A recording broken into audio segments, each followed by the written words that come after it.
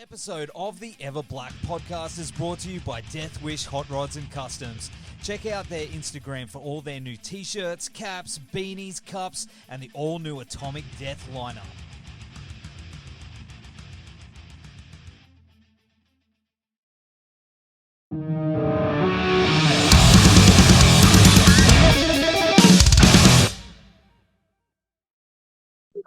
How you been, all right?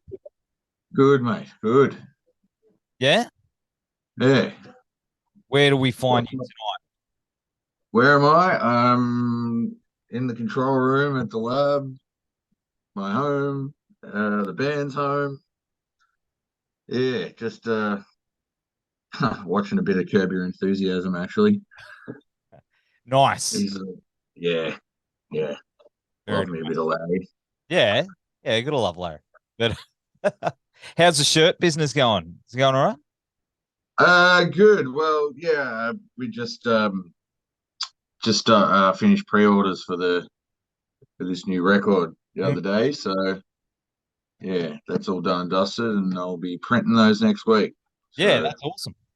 Yeah, looking forward to it. Actually, they've done the test prints this week, and they all come up pretty good. So yeah, fuck so yeah. apart from that, not doing a great deal of anybody else or doing anything for anyone else at the moment. Just concentrating on the band. Well, you're pretty busy at the moment with Frankenbok, eh? Just a bit. Yeah, in a good way. Very much so. In a good way. Absolutely. Well, of course, I mean, we're talking Frankenbok's 25th anniversary, and to celebrate, you put together something pretty special called the X-Files Volume 1, and it's got some unreleased tracks that feature like the original Bok lineup, as well as some live tracks, and it's a miracle find, dude, like that people find these things in boxes, but that's incredible, dude. How did that come about? Exactly like you just described it, man. So in preparation for the show, I just said to Azza, "Have you got any stuff like old memorabilia?" I was predominantly looking for photos and shit that I could use to just post online and use for the actual poster for the show. Mm. And so next rehearsal, he rocks up with these 3 big boxes full of old photos and posters and just all kinds of old shit, CDs, a big bag full of CDs and to be honest, not much of it was in too good a nick. He hadn't really looked after it. It had been gathering dust and cobwebs and who knows what else for the last 20 years. And anyway, so I decided to go start going through all this stuff and organizing the photos and everything. And then I'm just, sifting through all these CDs. Most of them weren't even in cases. I'd find cases with nothing in them and bloody blah. But anyway, I stumbled across this one particular disc that had a picture of the band on the front and just the name Frankenbok, and then I turned it over and I'm like looking at it and I'm like, initially, well, the first thing I noticed was I didn't recognize any of the song titles, and then it's like Roadrunner Records, recorded by Richie Pote, the guitarist from Dreadnought back in the day, and I'm just so, wow, what is this? Like, yeah, I couldn't wait to chuck it on and find out exactly what it was. And to my surprise, when I started listening to it, there was songs on there. Initially, it started off with a song that ended up on Blood Oath, the second album after Adam, the original vocalist, had left. But this had Hutchie doing vocals on it. Yeah, wow. And they were completely different lyrics, completely different everything. And it was like, holy shit. So that was really cool. And to be honest, I actually think that Hutchie's version's way better. I was trying to remember what the song was on Blood Oath, and I couldn't quite peg it. And I kind of figured that when I went back to listen to it, I was kind of like, yeah, it's one of those kind of throwaway songs on that record to a degree. But with what Hutchie did on that, like I really, really dig what he's done on that track. So anyway, so the next song kicks in, and it's the Last Ditch Redemption riff from like the first recording that I ever did with the band. It was just a riff. They kind of only just riffed on that riff for a bit and a completely different take on that song. And we get further down the line, and then there's songs on there that I'd never heard, just completely brand new to me. And they were amazing too. Like songs that had just never seen the light of day, just didn't make the cut. And I was like, well, this is fucking unreal. Like as a fan of the band, like a big fan of the original lineup, like I said, it's like finding a nugget of gold. Like just I couldn't believe it. Like a lost album that just never saw the light of day. And it sounded great too. That was the other thing. It wasn't just your average demo. Like it was done in a proper studio. So after I mastered it, chucked it through the computer and gave it a bit of a spruce up and everything, and really sort of brought the guitars out, fattened it up, showed it to the other dudes, and it's just like, man, you got to hear this shit. Like, and those guys hadn't heard it in 20 years. They kind of completely forgot about it too. It's just like, wow. And so, kind of listening to it from with that much time, especially Hutchie, he was really not happy with. I mean, there's a long story that I've discovered about that whole recording. Don't know how much of it I can actually divulge, but yeah, he was not really happy with what he'd done on that recording. Essentially, it was recorded in a day, basically, and the vocals were done right at the end, and he had to rush it, didn't get much time to do what he wanted, and wasn't really happy with the way it was mixed and all that sort of stuff. So yeah, you know, but listening back to it now, it's like, shit, it's like actually like it's pretty damn good. Like having some distance, that amount of distance between it. Yeah. And so yeah, I didn't take much convincing. I thought, shit, might have a hard time trying to convince these dudes to let me put this out because I really wanted to put it out. I'm like, this has got to see the light of day because of uh, what we've been doing for the 25th anniversary show.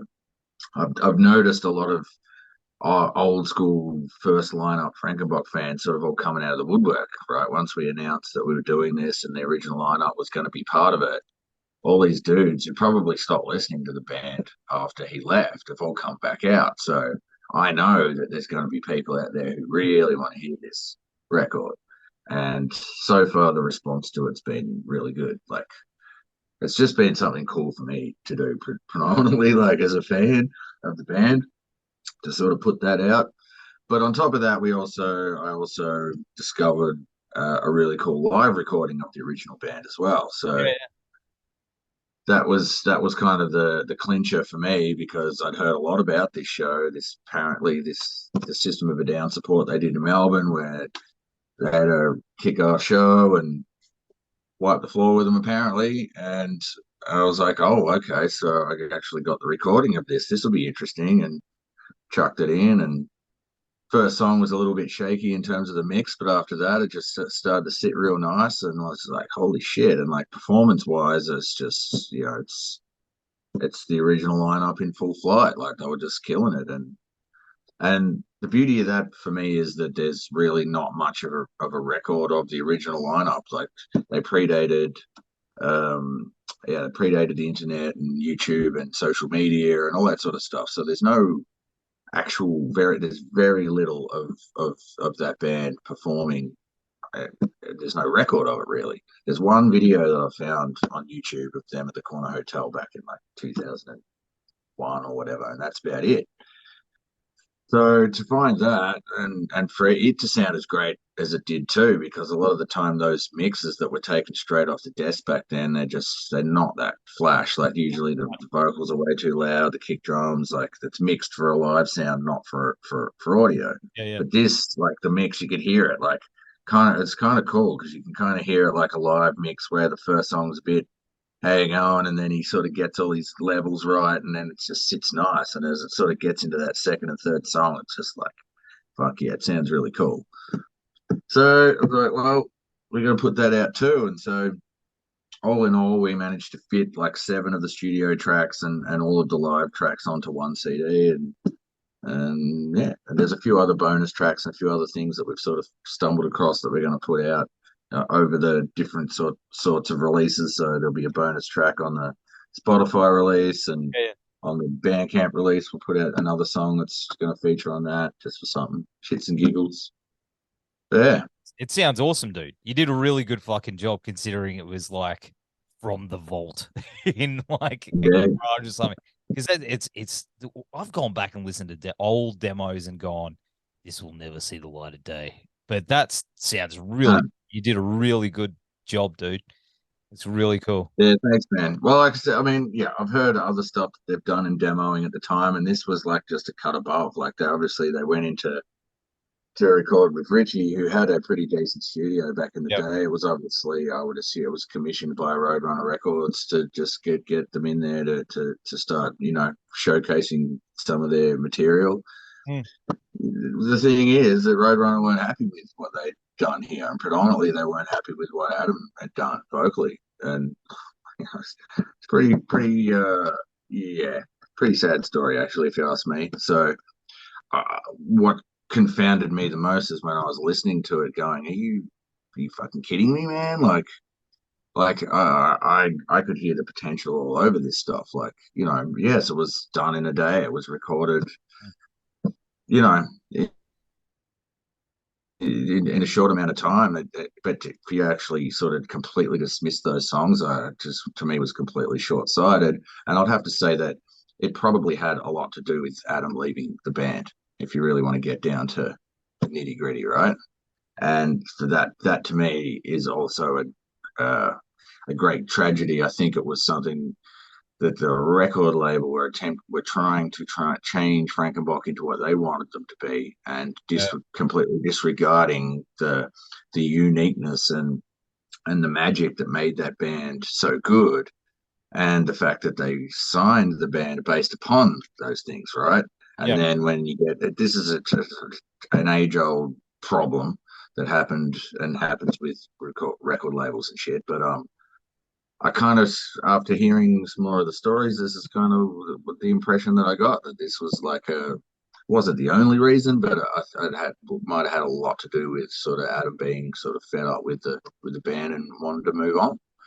And that to me is a great tragedy. And so for me, putting this out is kind of like, in a way, righting a historical wrong in a sense. Like, this, to me, I'm listening to it going, fuck, this sounds great. Like, if it was me in that circumstance, I certainly wouldn't have dismissed it or written it off. But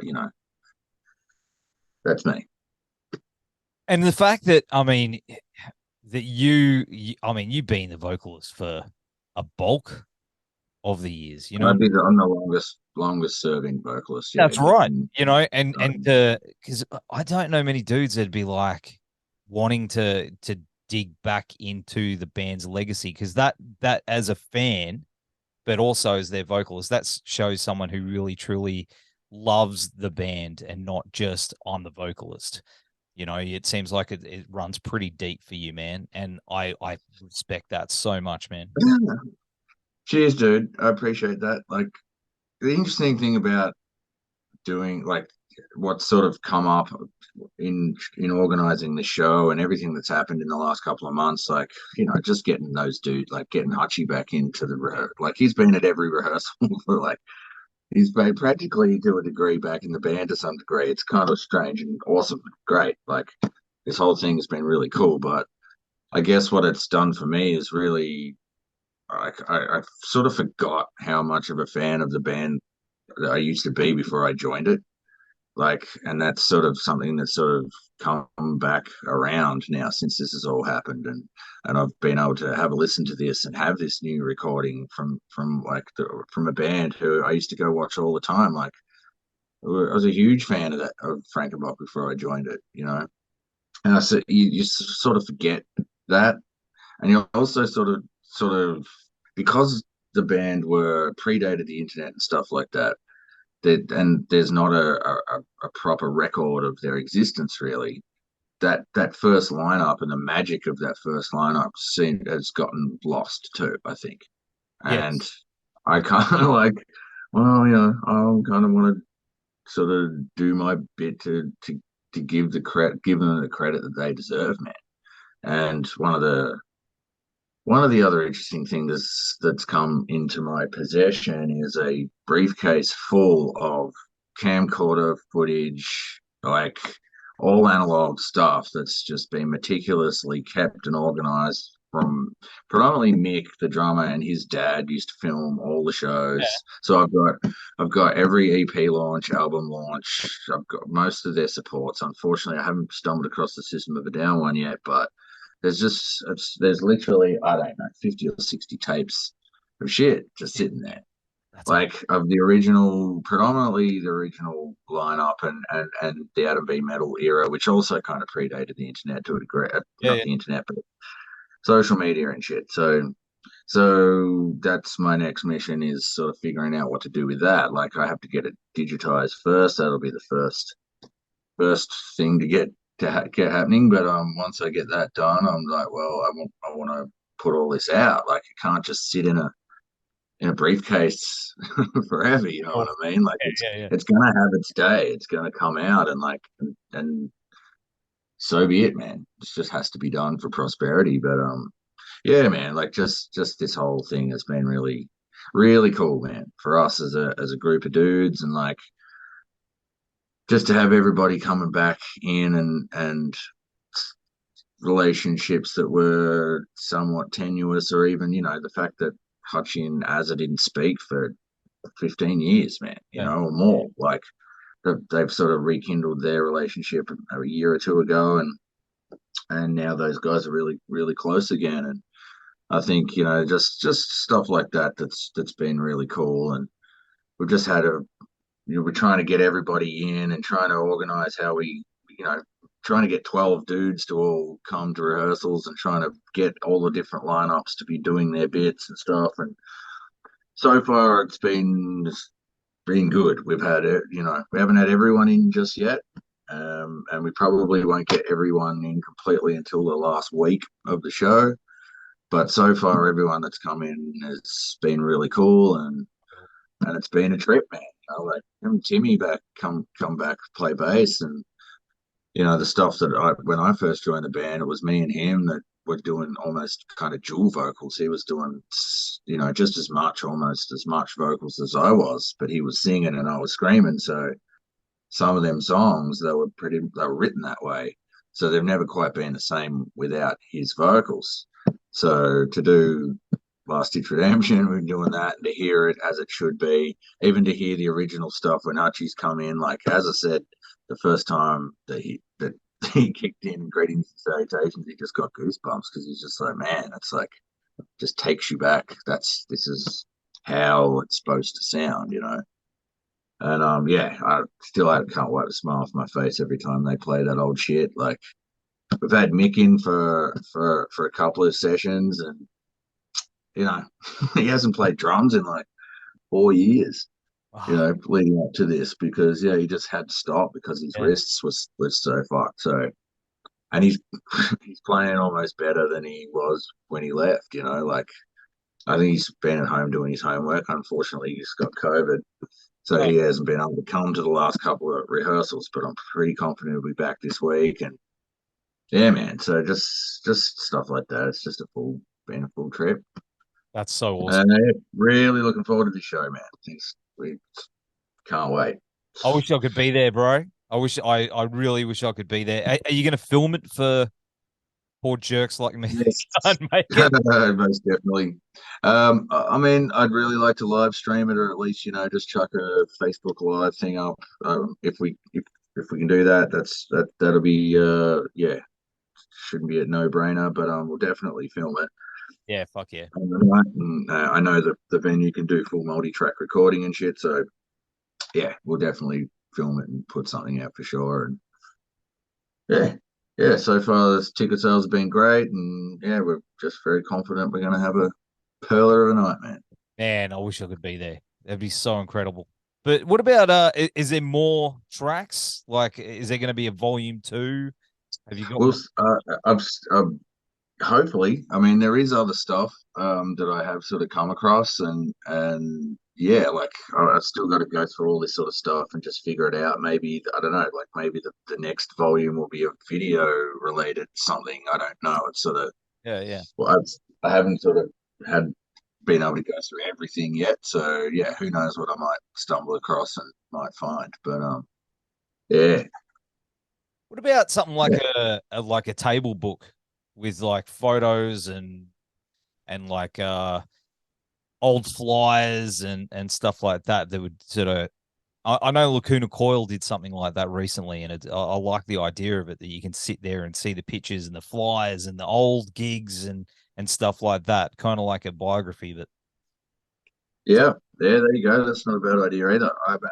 I'm actually making um, a page that's sort of a hidden page on the website that if you go, there'll be a QR code in the new CD when it comes out, and if you click on that, that's going to have a whole bunch of stuff that you'll get access to from in the website as well, kind of similar to what you're talking about there. yeah, And there'll be a couple of bonus tracks and stuff that'll be only sort of available through there. So if anyone takes the time, goes to the effort, they'll sort of find some interesting shit.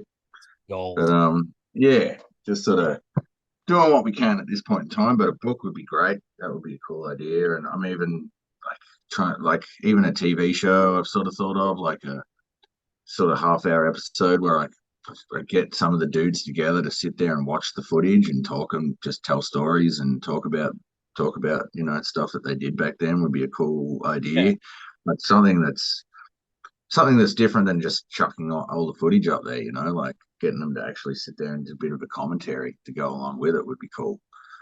But don't know yet. We'll see how we go. Just get this show out of the way and then yeah, go from there. I mean, it's and some dudes are kind of keen to get things back to it the way they were, and that's fine. But yeah, these things happen for a reason, I think, and definitely going forward there'll be some new material. It'll probably I have to do a collaboration with Adam. Like, there's just no way that's not going to happen So good. because I've been like, oh man, I'm yet to get up with him in the room. I don't want to.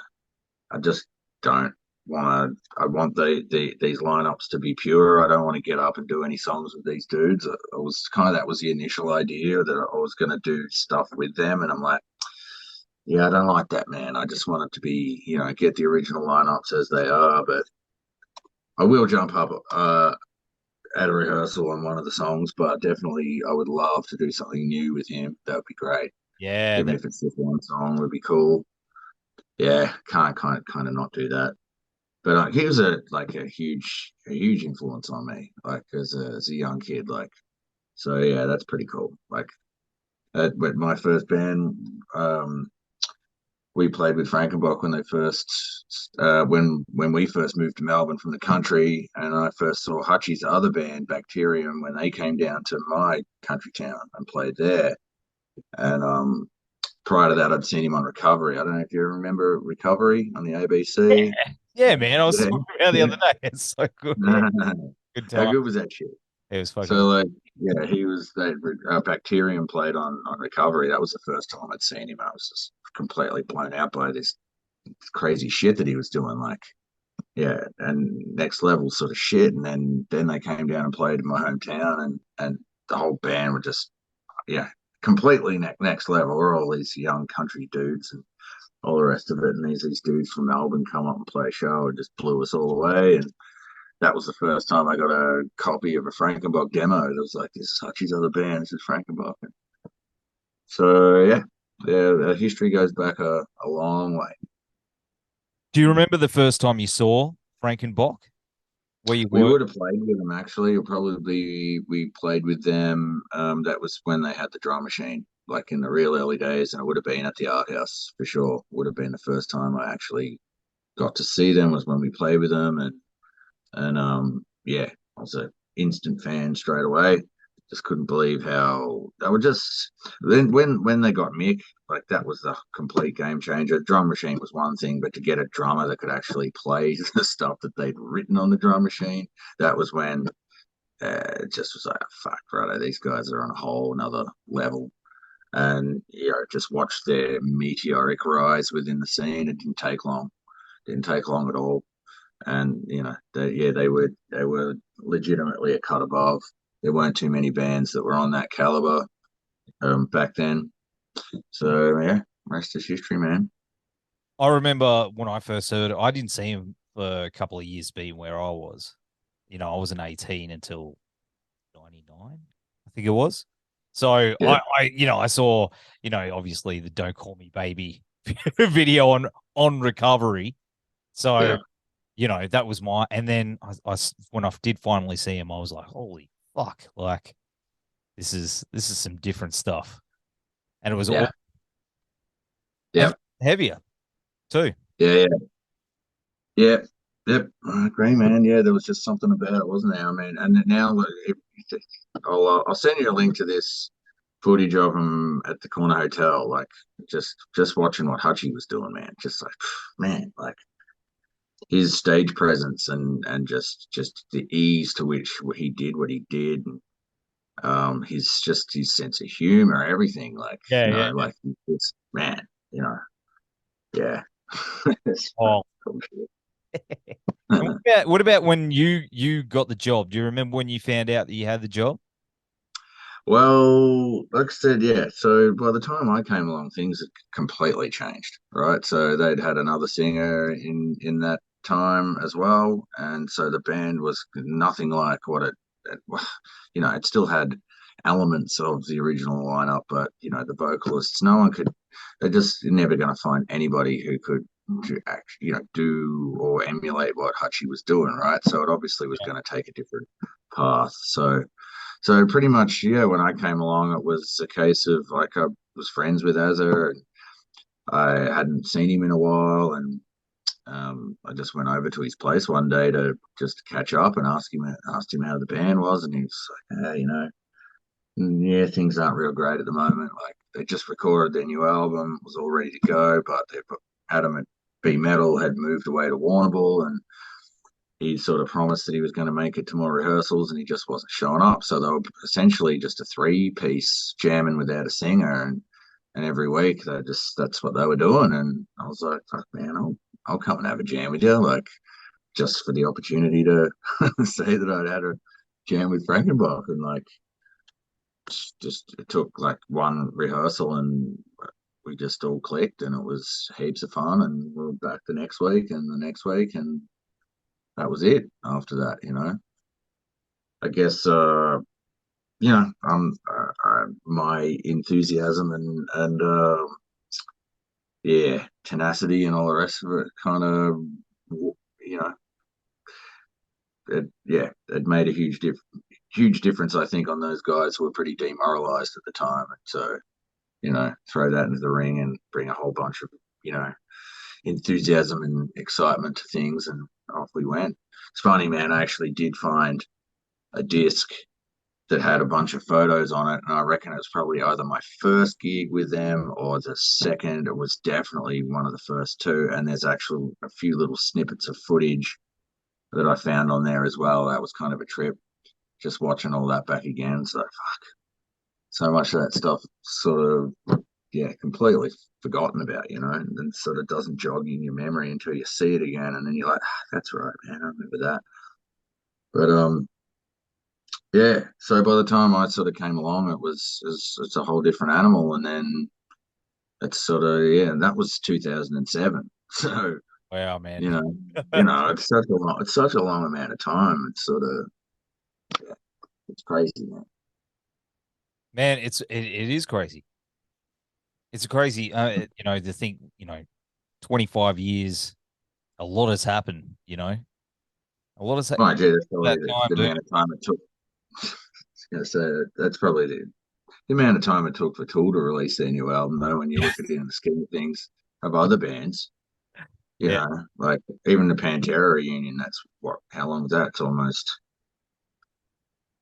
that long since yeah, they would have played a show, and you're like, fucking, that's our entire existence. So that's it's it, like man. it's all relative, right? But for us and for an Aussie band, like that's the thing. Like there's not many metal bands from back that far. Very few that sort of have survived that long and not stopped at some point. Like there's Yeah, a bunch of bands that sort of stopped for 10 years and then they're back out and doing it again and all the rest of it. But Frankenbok just has not stopped.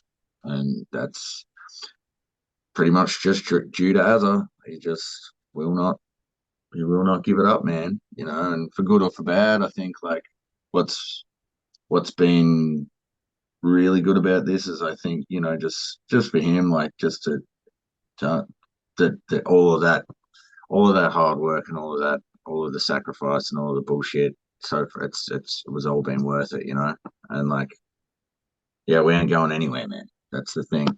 That's fucking It'll awesome. be us and the cockroaches after the apocalypse, mate. Keith Richards would be gone. I hate him too. Yeah, Just of be course. Yeah. The I love that though. Like, I mean, what's 2023? You'd say that looking like for you guys? don't know, man. Like, I honestly like we just don't know. We haven't really sat down to plan that yet. Ever since the start of this year, and the fact that at the beginning of the year we were putting out a record, Mm. first one in 3 years, and we weren't even we were pretty certain we weren't even going to be able to play any gigs to back it up. So it's all been pretty uncertain. And then when things opened back up again, it's like, oh, fuck yes, like we'll just play shows, we'll do whatever we can. Not really being able to organize anything because you just don't know whether or not things are going to get shut down again. And as the year wore on, it was obvious that things were going to stay this way, and that's all well and good. But yeah, I don't know, man. Like we're just sort of letting things sort of unfold as they go, and like this whole thing completely sort of came out of left of center. Like was not expected for things to go in this direction. Like we've released 3 albums this year, Yeah, man. one legit record, a live album, and then this thing. So it's like that's kind of prolific for us. So yeah, definitely. I mean, as in that, we're busting to write some new material. So we'll try and find the time to do that in amongst trying to book shows, and we'll just keep doing what we're doing, man. But like I said, I'm definitely keen to do some collaborating, or even if it's not Frankenbok, that's the other thing we're sort of tying up is like just doing some other stuff with dudes and calling it something else. I don't know. As long as we're in there writing something, really give a shit what it might be. It's just that creativity. I think so. He's been pretty disillusioned by the industry and by bands in general, and trying to get a group of dudes together who are all on the same page. And he's had a few horror stories in the last few years. And to be honest, he hasn't been on stage in over 10 years. Oh wow. So I think he's really really enjoyed sort of the camaraderie and be coming back into the fold here and just being a part of a group of dudes who actually do what they say and say what they do and get on with it and have a great time doing it. There's no bullshit. There's no egos, no nothing. It's just you come to rehearsal and we all have a great time for a few hours. And I think he's really enjoyed that too. So yeah, like I think all of us who are creatives sort of feed off that kind of energy, and you want that, right? Yeah, Don't absolutely. want any bullshit. And I think that's where the good creative the good stuff comes from too. So who knows, man? Who knows what 2023 will throw at us? But yeah, no, I'm looking forward to it, whichever way things go. Awesome, man. Well, here's to the future. Well, it's only a cup of water, but if this was a beer, here's to the future of another 25 years of Frankenbok. There You're you go. right. We are sitting here in 25 years having another conversation, mate. Yeah, it'd be me. I'll just be a skeleton, The, like the one in the no, control room. Yeah, But Dan, hey, thanks for joining us on the show again. We're gonna have all the links down here.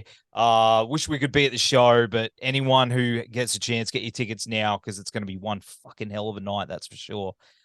Mate, take care, and we will see you very soon, I hope. cheers, man. Thank you for having me again. Appreciate it.